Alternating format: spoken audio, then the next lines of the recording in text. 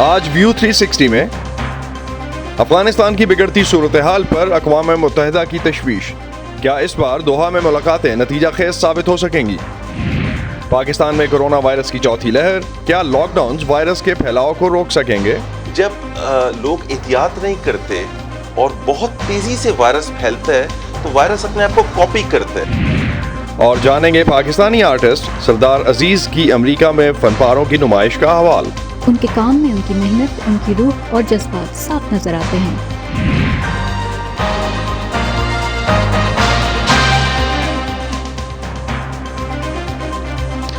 Voice of America کے Washington studio سے آپ سب کو خوش آمدید۔ آپ دیکھ رہے ہیں پروگرام ویو 360 اور میں ہوں اسد اللہ خالد۔ اقوام متحدہ کا کہنا ہے کہ افغانستان میں جنگ ایک نئے زیادہ ہلاکت خیز اور تباہ کن مرحلے میں داخل ہو چکی ہے۔ یونیسیف کے مطابق افغانستان میں گزشتہ 3 سے 4 دنوں میں ملک میں جاری شدید لڑائی کے نتیجے میں کم از کم 27 بچے ہلاک اور تقریباً 150 زخمی ہو چکے ہیں۔ اقوام متحدہ کے بچوں کے ادارے یونیسیف کا کہنا ہے کہ بچوں کے خلاف سنگین خلاف ورزیوں میں تیزی سے ہونے والے اضافے سے ادارے کے خدشات میں اضافہ ہوا ہے۔ یونیسیف نے لڑائی میں شامل تمام فریقین سے بچوں کے تحفظ کو یقینی بنانے کا مطالبہ کیا ہے۔ امریکی افواج کے انخلاء کے بعد سے جاری اس لڑائی میں شدت آ رہی ہے اور طالبان کی طرف سے افغانستان کے مختلف حصوں پر قبضے کی خبریں بھی مسلسل سامنے آ رہی ہیں۔ تازہ ترین اطلاعات کے مطابق افغانستان کے 4 صوبے مکمل طور پر طالبان کے کنٹرول میں چلے گئے ہیں، جہاں افغان سیکیورٹی فورسز نے کچھ مزاحمت کے بعد انہیں خالی کر دیا۔ افغان حکام نے تصدیق کی ہے کہ طالبان نے پیر کو شمالی صوبے سرپل کے دارالحکومت پر مکمل قبضہ کر لیا ہے، جبکہ مقامی سرکاری فورسز صوبے سے نکل چکی ہیں۔ خبر رساں ادارے ایسوسیٹڈ پریس کے مطابق طالبان جنگجوؤں کی ایک ویڈیو پیر کو سوشل میڈیا پر وائرل ہوئی، جس میں انہوں نے سرپل کے گورنر آفس کے باہر کھڑے ہوئے دیکھا جا سکتا ہے، جہاں وہ ایک دوسرے کو کامیابی پر مبارکباد دے رہے ہیں۔ خبر رساں اداروں کے مطابق جنوبی شہر لشکرگاہ اور ہلمند میں اس وقت شدید لڑائی جاری ہے، جس کے نتیجے میں اطلاعات یہ ہیں کہ گزشتہ 36 گھنٹوں میں لشکرگاہ میں بھی اب تک 20 شہریوں کی ہلاکت ہو چکی۔ افغانستان میں جاری لڑائی کے پیش نظر امریکہ اور برطانیہ نے اپنے شہریوں سے فوری طور پر افغانستان چھوڑنے کا کہا ہے۔ گزشتہ روز افغان وزارت دفاع نے ٹویٹر پر افغان فوج کی جانب سے کیے گئے مختلف آپریشنز میں 579 طالبان جنگجوؤں کی ہلاکت اور 161 کے زخمی ہونے کا دعویٰ کیا تھا۔ اس تیزی سے بگڑتی صورتحال کے پیش نظر خطے کی طاقتیں اس وقت افغانستان میں مذاکرات کے لیے کردار ادا کر رہی ہیں اور اسی سلسلے میں اس ہفتے کے دوران قطر میں 2 مختلف سیشنز ہو رہے ہیں۔ افغانستان میں انسانی بحران شدید ہوتا جا رہا ہے اور دوسری جانب کل سے دوحہ میں افغان خانہ جنگی کے خاتمے کے لیے دوبارہ مذاکرات کا آغاز ہو رہا ہے۔ اسی حوالے سے ہم بات کرتے ہیں وائس آف امریکہ کی افغانستان اور پاکستان کے لیے بیورو چیف عائشہ تنظیم سے، جو اس وقت کابل سے ہمارے ساتھ ہیں۔ عائشہ، انسانی بحران افغانستان میں سنگین ہوتا جا رہا ہے، اقوام متحدہ نے بھی اس پر تحفظات کا اظہار کیا ہے، زمینی حقائق ہیں کیا؟ جی، اس وقت یہ ہو رہا ہے کہ کیونکہ جنگ بہت زیادہ بڑھ گئی ہے، بہت زیادہ صوبے انڈر اٹیک ہیں، تو سینکڑوں کی تعداد میں لوگ جو ہیں، بلکہ ہزاروں کی تعداد میں لوگ ان شہروں سے، ان صوبوں سے بھاگ رہے ہیں جہاں جنگ ہو رہی ہے۔ جیسے ہم نے ویڈیوز میں دیکھا کہ قندوز میں جب لڑائی تھی تو پیچھے شہر جل رہا تھا، آگے لوگ بھاگ رہے تھے۔ اس طرح کی ویڈیوز پورے ملک سے آ رہی ہیں۔ آپ نے ذکر کیا 70 بچوں کا، اس سال کے شروع سے یونیسیف کے مطابق 500 کے قریب بچے ہلاک ہو چکے ہیں۔ آج ہی انٹرنیشنل ریڈ کراس نے نئی اسٹیٹمنٹ ایشو کی ہے۔ ان کا یہ کہنا ہے کہ صرف پچھلے 10 دن میں انہوں نے پورے ملک میں جو صرف ریڈ کراس کے ہاسپٹلز ہیں اس میں انہوں نے 4000 کے قریب ایسے لوگوں کو ٹریٹ کیا ہے جن کو یا تو گولی لگی تھی یا شراپنل لگا تھا یا لڑائی سے متعلق ان کا کوئی زخم تھا۔ اسی طرح یونما کا جو یونائٹڈ نیشنز کی ایجنسی ہے افغانستان میں، ان کا یہ کہنا ہے کہ 18.5 ملین یعنی 18 ملین سے زیادہ لوگ افغانستان میں، جو کہ ملک کی آدھی آبادی ہے، ان کو امداد کی سخت ضرورت ہے اور یہ صورتحال بگڑتی جا رہی ہے۔ اب آپ دیکھیں کہ جو وائلنس ہے اس سے اب ملک کے اندر جو ہیں لوگ ڈسپلیس ہوتے جا رہے ہیں۔ پہلے مزار میں کیمپ بنے ہوئے تھے، ڈفرینٹ شہروں میں تھے، اب کابل میں بھی لوگ آ رہے ہیں، کابل کے وسط میں کیمپ بننا شروع ہو گئے ہیں۔ اس کے بارے میں بھی ہم رپورٹس آپ لوگوں تک اگلے چند دنوں تک لاتے رہیں گے۔ تو زمین پہ صورتحال بہت خراب ہے۔ جتنی انٹرنیشنل ایجنسیز ہیں وہ دونوں سائڈ سے، طالبان سے اور افغان حکومت हुकूमत से ये दरख्वास्त कर रही हैं कि कम अज़ कम हमलों के वक्त ये ख्याल रखा जाए कि हॉस्पिटल्स को नुकसान ना पहुँचे, स्कूलों को नुकसान ना पहुँचे, क्योंकि ऑलरेडी लोगों के लिए हॉस्पिटल्स तक पहुँचना बहुत मुश्किल है और इस वक्त कम अज़ कम इंसानी सूरत हाल जो है वो बहुत ख़राब है। ह्यूमैनिटेरियन क्राइसिस इस वक्त काफ़ी हद तक जो है वो पेनिट्रेट किया है पूरे अफगानिस्तान में, लेकिन खित्ते की ताकतें जिन्हें एक्सटेंडेड ट्रॉयका भी अगर हम कहते हैं, कल से दोहा में मुलाकातें कर रही हैं, सफारती कोशिशें पहले से हो रही हैं, तो इस बार मुख्तलिफ है क्या?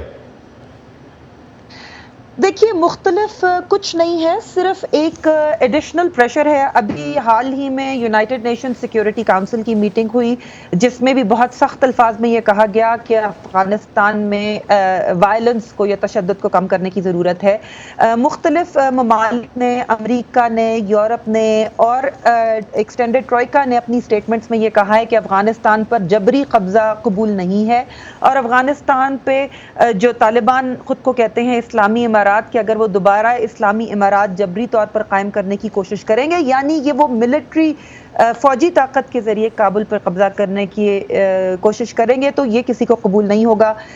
अमेरिका ने दोबारा कहा है कि अगर तालिबान ऐसा करेंगे तो वो पहले की तरह एक दफ़ा फिर दुनिया में बिल्कुल अकेले रह जाएंगे, उन्हें कोई हुकूमत कबूल नहीं करेगी। मसला ये है कि क्या इस बात का तालिबान के जो मिलिट्री कमांडर्स ज़मीन पर लड़ रहे हैं, क्या उनको कोई फ़र्क पड़ता है या नहीं? क्योंकि जो लोग दोहा में बैठे हैं वो तालिबान का मिलिट्री कमीशन है और जो असल ज़मीन पे लड़ाई हो रही है वो तालिबान के जंगजू हैं और ये बात वाज़े नहीं है कि जो तालिबान के जंगजू हैं उनको इस बात का कोई फ़र्क पड़ता है कि वो दुनिया में आइसोलेट हो जाएंगे, अकेले रह जाएंगे और ये कि कोई उनको रिकग्नाइज नहीं करेगा। अगर हम इस पर्सपेक्टिव से देखें कि जितना तालिबान ने अपना कंट्रोल बढ़ाया है मुख्तलिफ इलाकों में, ख़ासतौर पर देही आबादी वाले इलाके इसमें ज़्यादा हैं, क्या अहमियत है इन इलाकों की और जिन पर तालिबान ने इस वक्त कब्ज़ा किया है?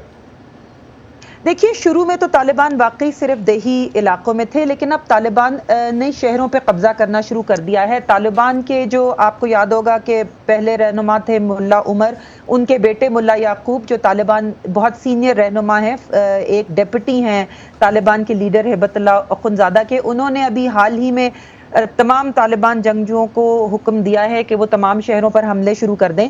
इससे पहले तालिबान कहते थे कि वो अभी शहरों पर हमले नहीं करना चाहते और जुम्मे से लेके, पिछले जुम्मे से लेके, अब अफगानिस्तान के 34 सूबे हैं और पिछले जुम्मे से लेके कल इतवार तक, बल्कि आज तक, उन 34 में से 6 सूबों के जो सूबाई दारुल हुकूमत हैं उन पे तालिबान ने कब्जा कर लिया है, जिनमें से एक कुंदूज एक अच्छा बड़ा शहर भी है और इनमें से कई इसलिए इम्पोर्टेंट हैं कि ये बॉर्डर क्रॉसिंग्स हैं। जिस तरह ज़रंज जो है वो बॉर्डर क्रॉसिंग है ईरान के साथ, इसी तरह और भी कुछ ऐसे इलाके हैं जो शहर नहीं हैं, छोटे इलाके हैं, आप उन्हें रूरल एरिया भी कह सकते हैं, लेकिन वो actually border, Islam Qila for example border crossing है। स्ट्रेटेजिक इंपॉर्टेंस है उनकी। बहुत शुक्रिया आयशा हमें काबुल से अपडेट करने का, और ऑफ कोर्स इस पे हम फर्दर अपडेट्स भी आपसे लेते रहेंगे। आप काबुल में मौजूद हैं तो ऑफ कोर्स आपकी खबरें इस हवाले से फॉलो करते रहेंगे। बहुत शुक्रिया।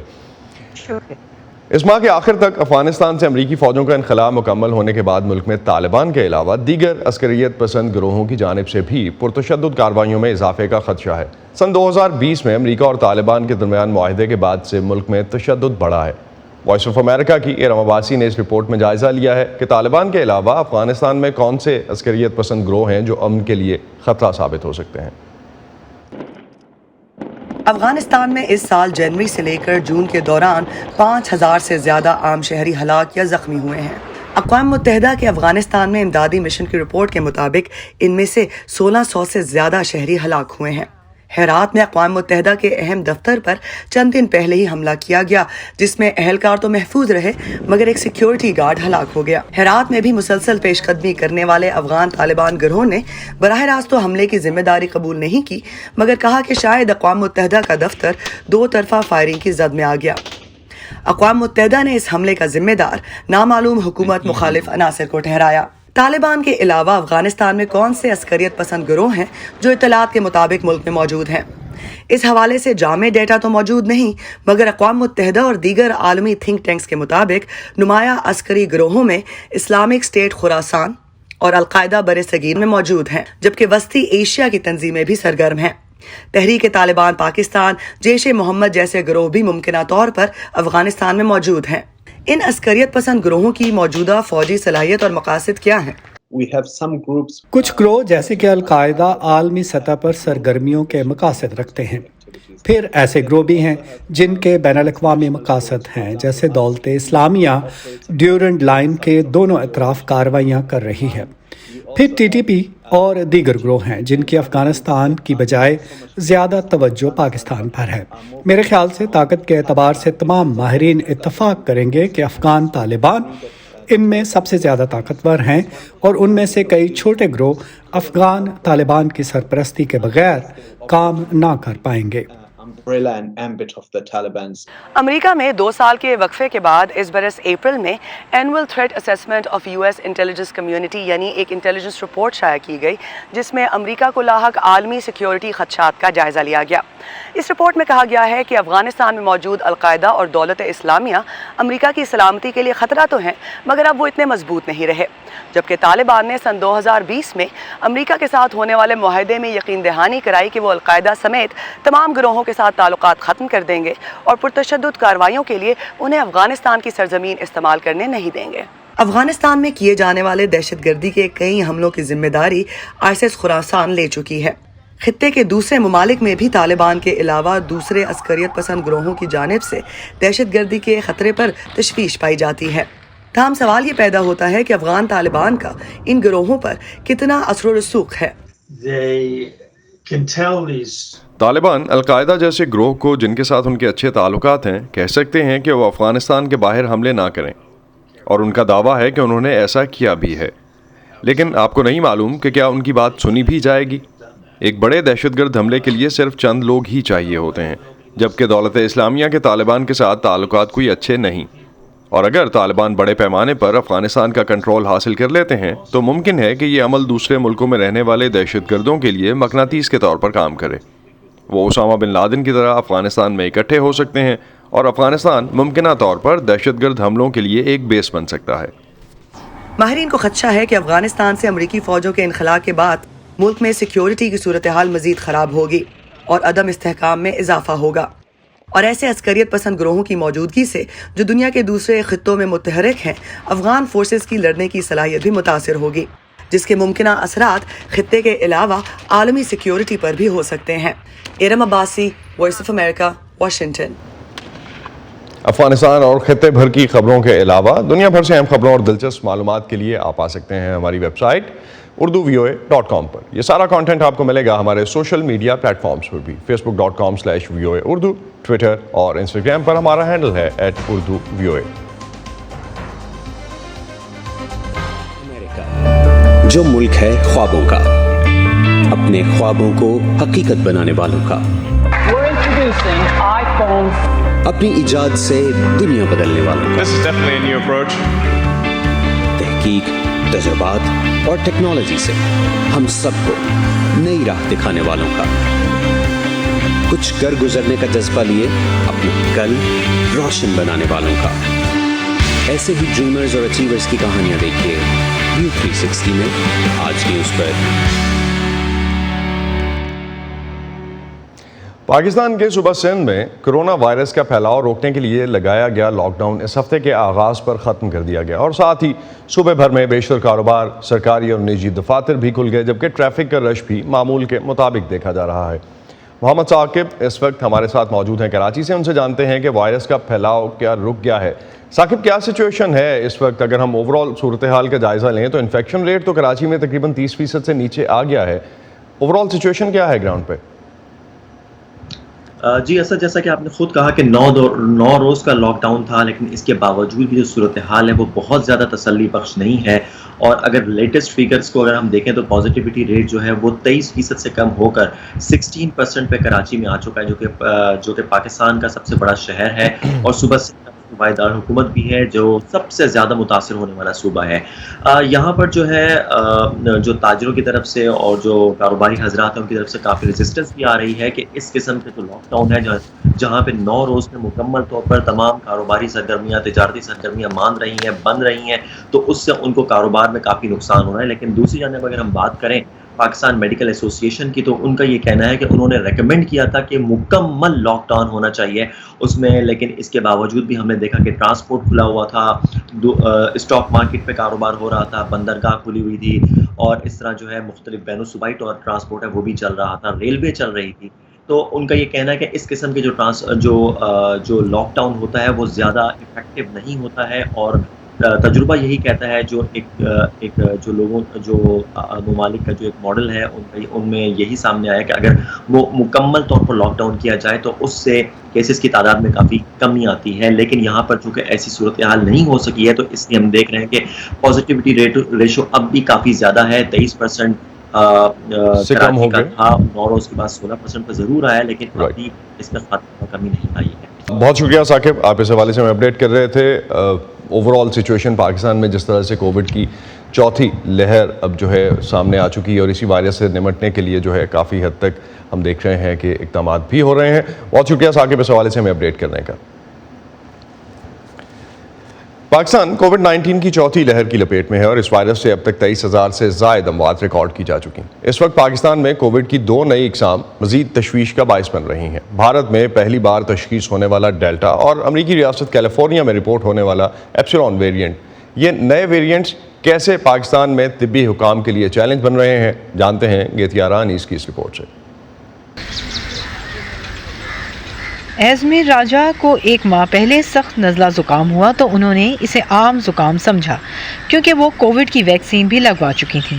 نزلہ اور زکام زیادہ بڑھنے پر انہوں نے PCR ٹیسٹ کروایا جو منفی نکلا. پھر ڈاکٹروں نے ٹیسٹ کی بجائے علامت سے تشخیص کیا کہ انہیں کووڈ کی قسم ڈیلٹا لاحق ہے. میری ڈاکٹر سے بات ہوئی، فون پہ میری بات ہوئی ان سے، تو انہوں نے مجھے بولا کہ تم ٹیسٹ کروا لو. بٹ ٹیسٹ بھی جب میں کروانے گئی تھی تو کیونکہ ڈیلٹا ویریئنٹ شروع ہو گیا تھا اس وقت، تو میں نے پوچھا تھا ان سے کہ آپ یہ ڈیلٹا ویریئنٹ شو ہو جائے گا اس ٹیسٹ میں، تو انہوں نے مجھے بولا کہ کووڈ کا ہی ویریئنٹ ہے، اگر ہوگا آپ کو تو آ جائے گا، پازیٹیو آ جائے گا، بہت کم ہوتا ہے فالس نیگیٹو. میرے دماغ سے کووڈ نکل چکا تھا کیونکہ ٹیسٹ نیگیٹو آیا تھا. میں نے ان کو فون کیا ہفتے بعد، میں نے ان کو کہا مجھے ویکنیس ہو رہی ہے، نوزا ہو رہا ہے اور یہ سمٹمز ہیں، تو انہوں نے بہت کانفیڈنٹلی بولا تھا کہ یہ ڈیلٹا ویریئنٹ کے سمٹمز ہیں. تو میں نے پہلے بھی بتایا تھا. پاکستان میں جاری چوتھی کووڈ لہر کے مریضوں کی اکثریت ڈیلٹا ویریئنٹ کا شکار ہے.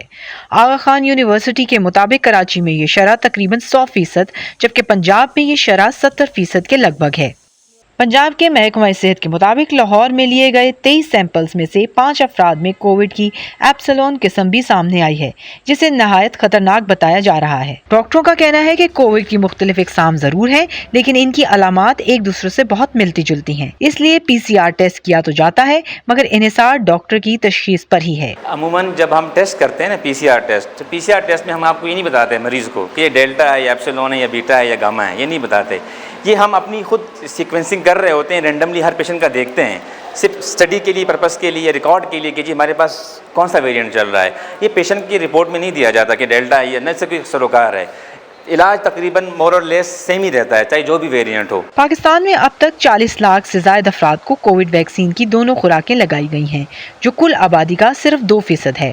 دنیا بھر میں کووڈ 19 کی نئی اقسام یا ویریئنٹس کو جانچنے کے لیے سیمپلز اکٹھے کیے جاتے ہیں، جس کے بعد انہیں مختلف لیبز میں بھیجا جاتا ہے جہاں ان کی جینومک سیکوینسنگ ہوتی ہے. پاکستان ان ویریئنٹس کی جانچ کے لیے کیا کر رہا ہے، یہ جاننا بھی ضروری ہے. پاکستان میں متعدد نجی اور سرکاری لیبارٹریز کووڈ 19 کے ٹیسٹ کرتی ہیں، لیکن اس کی اقسام کا پتہ لگانے کے لیے جو مخصوص ٹیسٹ درکار ہے، اس کی سہولت صرف چند اداروں کے پاس ہے. محکمہ صحت کے حکام کے مطابق اسی لیے انفرادی طور پر ہر مریض کو یہ پتہ نہیں چلتا کہ اسے کون سا ویریئنٹ ہو چکا ہے. جب لوگ احتیاط نہیں کرتے اور بہت تیزی سے وائرس پھیلتا ہے تو وائرس اپنے آپ کو کاپی کرتا ہے. اس کاپی کرنے میں ایک ایب نارمل وائرس پیدا ہو جاتا ہے، اس کو ہم ویریئنٹ کہتے ہیں.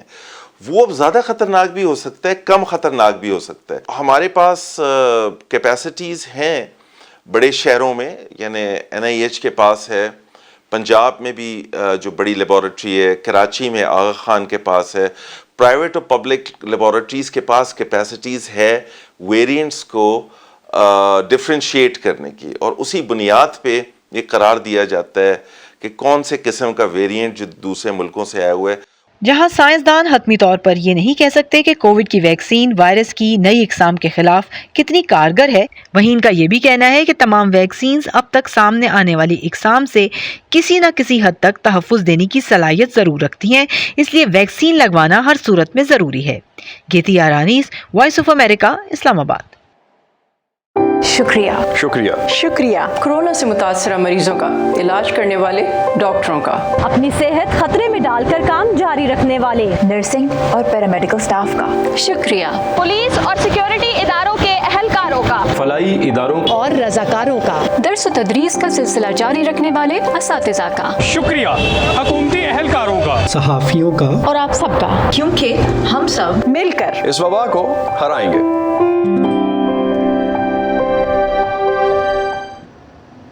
واشنگٹن ڈی سی اور نیو یارک کے شہریوں کا مصروف طرز زندگی اور بارش کا موسم، یہ موضوع ہے پاکستانی آرٹسٹ سردار عزیز کی پینٹنگز کا، جو ان کی حال ہی میں نمائش ہوئی امریکی ریاست میری لینڈ میں۔ اس نمائش کا حوال بتا رہی ہیں عائشہ عرفان۔